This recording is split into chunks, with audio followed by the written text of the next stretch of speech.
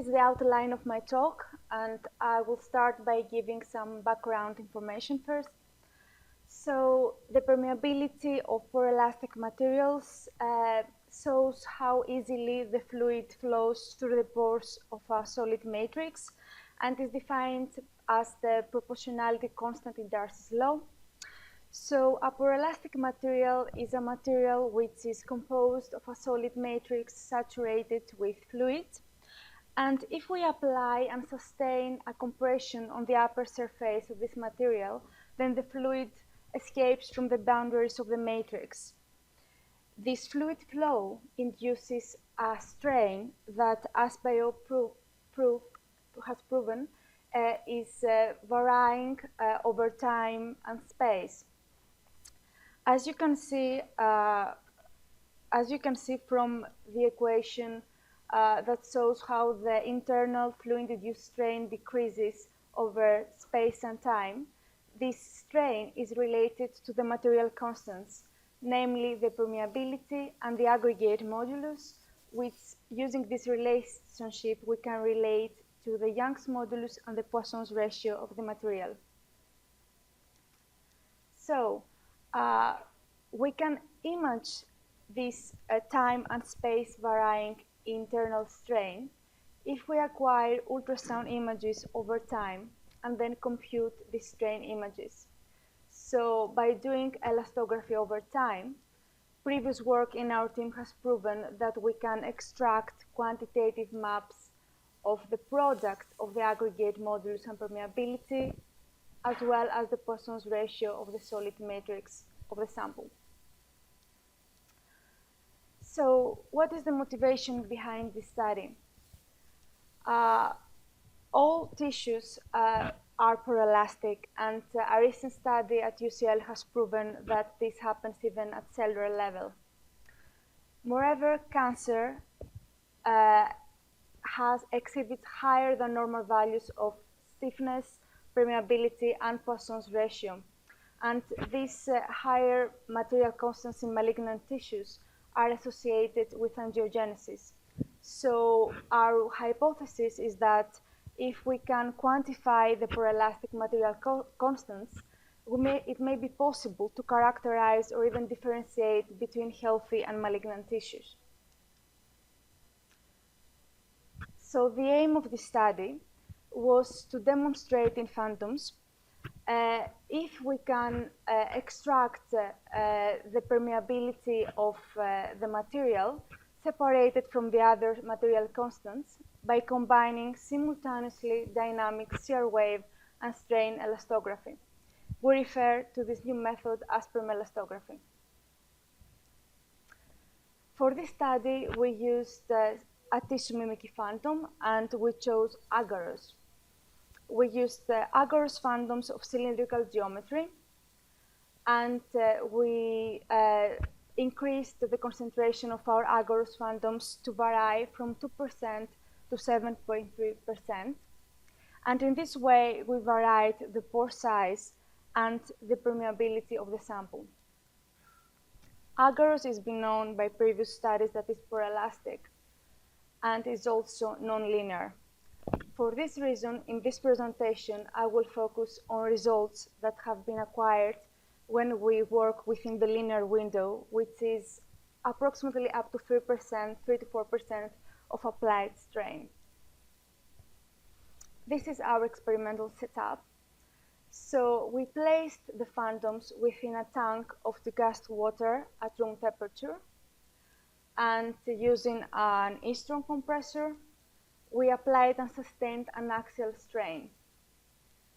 As we compress over time, the fluid escapes radially, and by placing our ultrasound probe along the radial axis of fluid exudation, we can scan radially and follow this fluid flow. We used an Explorer supersonic imaging scanner to acquire our data. And initially, we acquired one ultrasound beam mode image per second in order to capture the early and rapidly changing part of the relaxation. Also, we acquired a Shear wave elastography image before and the compression is applied. Afterwards, we acquired one beam mode image every 30 seconds. And intermediately, we acquired one Shear wave elastography map per minute. We continued this acquisition at this rate for an hour. So we were able to capture the full part of strain relaxation. And we stored the RF data and the Shear wave data for post-processing.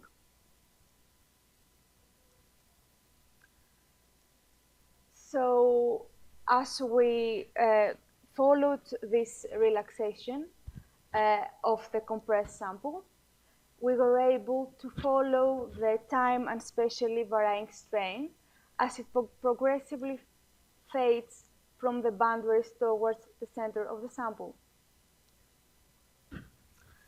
If we plot this strain over time for different concentrations, we can see that for increasing concentration, this strain stays higher. So as the material becomes stiffer, then the strain relaxes more slowly. If we do this analysis at a pixel by pixel basis, and we fit the poroelastic model that describes the time and space evolution of the radial strain, we can, by curve fitting, extract the material constants. So we were able to extract the product of the aggregate modulus and permeability and the Poisson's ratio. And we combined this with the elasticity values we got from the Shear wave elastography images.